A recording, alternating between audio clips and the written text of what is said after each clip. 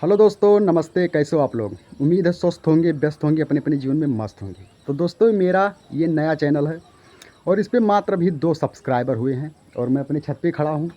इस पे ऑलरेडी 5 या 6 वीडियो शॉर्ट का पड़ा हुआ है, मिनी ब्लॉग।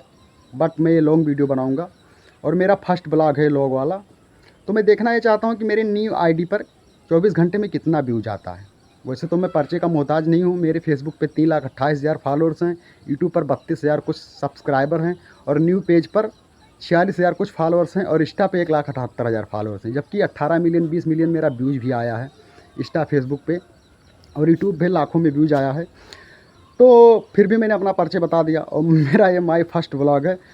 तो देखते हैं राधा रानी जी का कृपा इस वीडियो पर कितना होता है, 24 घंटे में कितना व्यूज़ आता है। मुझे तो उम्मीद है कि लाखों में व्यूज़ आएगा।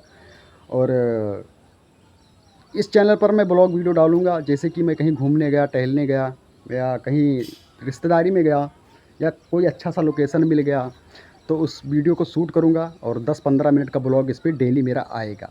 ठीक है, जैसे शूटिंग में गया तो वहाँ का भी थोड़ा थोड़ा सीन करके बताऊँगा कि मैं किस जगह पे शूटिंग कर रहा हूँ। तो उम्मीद है कि ये छोटा सा ब्लॉग आप लोगों को पसंद आया होगा।